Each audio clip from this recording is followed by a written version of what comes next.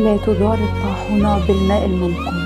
حينما يصلكم خطابي هذا سأكون عند الله. أنا اسمي منى، عايشة في قرية في دلتا مصر. من ساعة ما وعيت على الدنيا وماما شايفاها دايما تعبانة وهي عندها جلطة، وبابا مزارع وعنده أرض، وليا أخت أكبر مني بتدرس في الجامعة ومخطوبة. أنا وهي علاقتنا ببعض عادية جدا، يعني ما أقدرش أقول إننا مرتبطين قوي ببعض. كل حد عايش مع نفسه في البيت، حتى بابا كل يوم بيخرج بدري للأرض بتاعته، وكل يوم على الحال ده. طول عمري بقارن نفسي بكل اللي حواليا وزمايلي. وانا في اولى ثانوي كنت بروح اخد درس في المركز بتاعنا.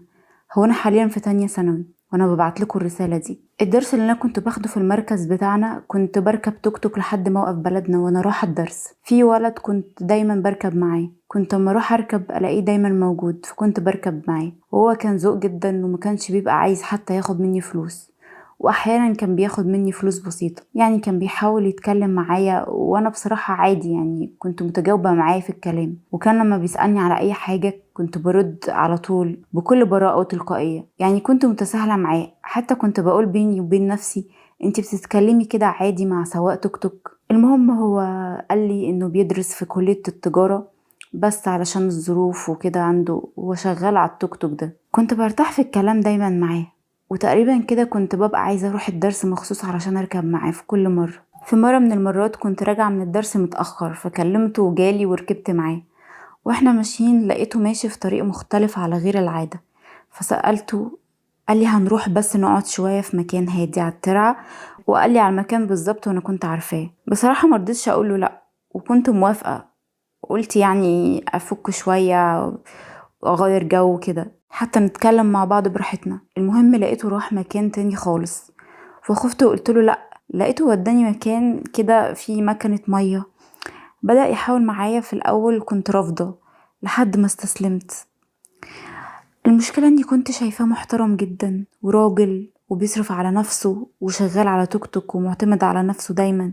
يعني انا كنت دايما متساهلة معاه، اي حاجة كان بيطلبها مني كنت بقيت انفذها له كده من غير ما افكر حتى. يعني في مرة هو طلب مني اني ابعت له صور خاصة بيا، ورحت بعتله على طول، من غير حتى ما افكر. فطبيعي اتوقع يعمل معايا ايه بعد كل ده؟ طبيعي يعمل اللي عمله ده معايا، لان انا اللي فتحت له الباب من الاول.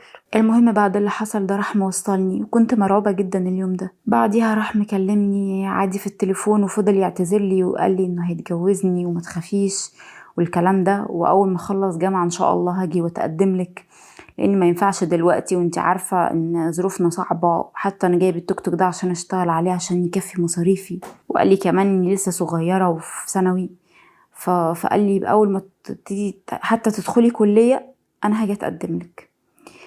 بعدها بكام يوم لقيت ناس بعتين لي من ارقام غريبة نفس الصور اللي انا كنت بعتها له قبل كده. فرحت كلمته على طول وقلت له انت اديت الصور دي لحد؟ هو انكر واكد لي انه ما اداش حاجة لحد ومستحيل يعمل حاجة زي كده. بس انا كنت مستغربة جدا ومش عارفة ليه ما كنتش مصدقاه، لان الصور دي مش مديها لحد غيره. المهم الموضوع زاد عن حده، وكل شوية الاقي حد يبعت لي نفس الصور بكلام مش كويس، لحد ما لقيتهم الارقام دي كلها بيطلبوا مني ابعت لهم كروت شحن، ولو ما بعتش هددوني ينزلوا الصور دي على جروبات كتير واتفضح. انا بقيت اتجاوب معاهم وابعت لهم بدل ما اتفضح. مره استلف فلوس كروت دي، مره استلف الفلوس دي، ومره اخدها من البيت. رحت كلمت الولد ده وقلت له الحقني وساعدني في المصيبه اللي انا فيها دي. المهم طلبت اني اقابله علشان يساعدني، فركبت معاه. لقيته راح نفس المكان اللي هو كان وداني فيه اول مره. قعدت اصرخ. قال لي لو سمعت صوتك هفضحك. قلت له يعني انت اللي بتبعت لي من الارقام الغريبه دي كلها؟ قال لي اه، انا اللي ببعت لك.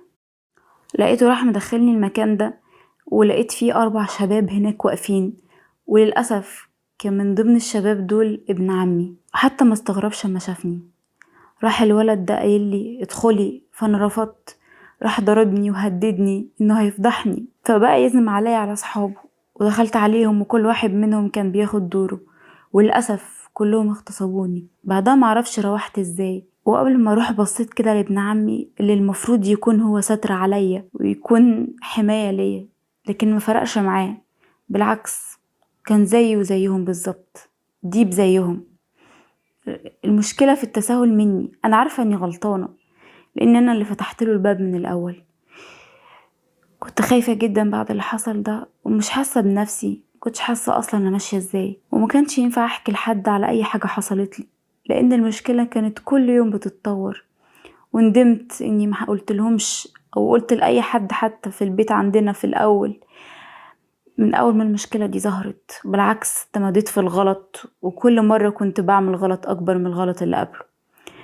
انا روحت البيت وقفلت التليفون ومبقتش اروح المدرسة. الشباب اللي عملوا فيا المصيبة دي حاولوا يتواصلوا معايا وانا قافلة تليفوني، ملقوش فايدة. راحوا منزلين صوري كلها على الجروبات، وصور انتشرت وكل الناس عرفت واتفضحت، واختي عرفت وبابا. لقيت في يوم بابا جايلي وعمال بيزعقلي جامد هو واختي، بيقولي دي صورك؟ قلتله لا يا بابا، دي صور تركيب مش صوري. كان لازم اقوله كده، لازم اكدب، هقوله ايه يعني؟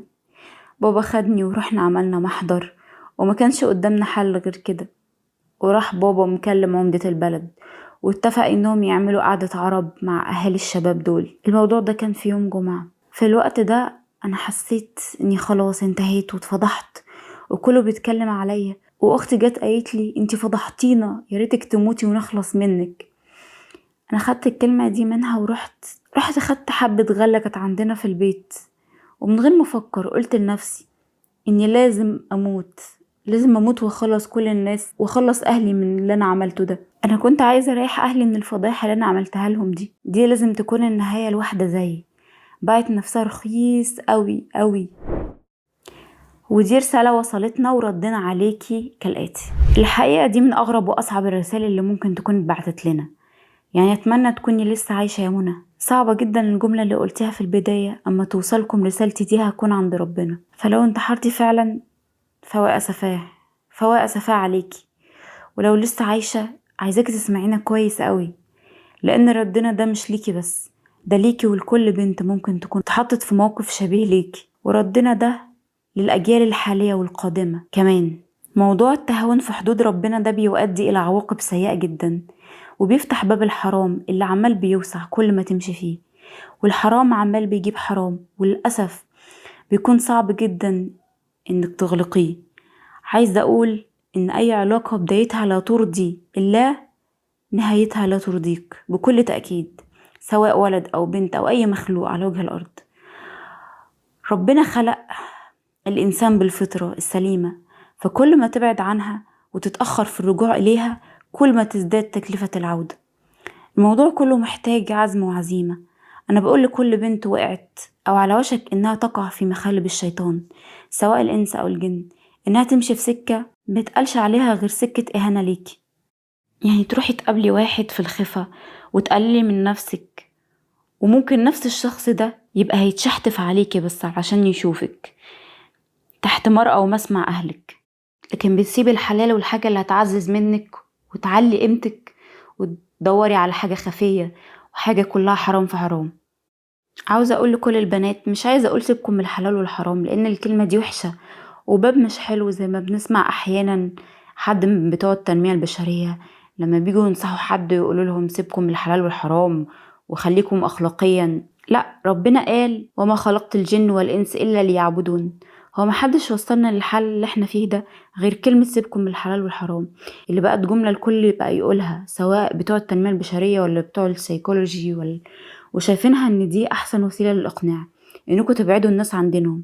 الرسول عليه الصلاة والسلام قال انما بعثت لأتمم مكارم الاخلاق. كل الشرائع والدين الاسلامي كلهم بيدعوا للفضيلة. الكل دلوقتي على الساحة عايز يتجرد في كلامه من اي كلمة تخص الدين او اي حديث يكون فيه نزعة دينية. ممكن يكون الموضوع ده بسبب بعض مشايخ الفضائيات او السوشيال ميديا المتعصبين اللي عاملين ان الدين وسيلة للتربح. ايا كان السبب ايه. بالنسبة لمنى، احنا مش عايزين نجلد فيكي يا حبيبتي، انتي بعتلنا وصية. لو انتي انتحرتي بالفعل، عايزة اقول ان الشقي من اتعظ بنفسه اما السعيد من اتعظ بغيره. انتي اذيتي نفسك واهلك وقت ما كسرتي الحدود وخليت الشيطان يتحكم فيكي ويحركك. لو انتي عايشة وبتسمعينا دلوقتي، فنصيحتي ليك انك ترجعي لربنا وتتوبي مهما كانت الاحداث او مهما كانت العواقب او ايه اللي بيحصل حواليكي. سواء سمعتي كلام وحش من الناس اللي حواليكي، انا عايزاكي بس تبصي لنفسك وتتوبي لربنا ومتفكريش في اي حاجة تانية غير ربنا، لان ربنا هو اللي هيرحمك مش اي حد تاني. وانتي للاسف لو توفاك الله عايزه اقولك يعني بدعيلك بالرحمه والمغفره. وبالنسبه للذئاب البشريه اللي كانوا سبب في اللي حصل لك ده، انا مش هنصحهم ولا اقول لهم ليكوا اخوات بنات وكل ده يترد لكم فيهم.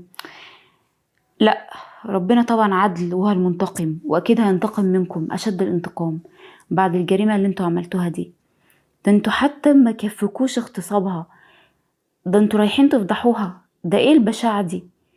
فين اهاليكم؟ ايه التربية اللي توصلكم للحال ده؟ لا تدار الطاحونة بالماء المنقول. بدل ما الاهالي كل شوية يقولوا احنا ربنا ولادنا احسن تربية. سيبكم من الشعارات دي، ما احنا ادينا شايفين النتيجة عاملة ازاي. يا ريت التربية كانت بالكلام، ما كناش وصلنا للحال ده. شكرا ليكم، واشوفكم في حلقة جديدة من حكايات مريم.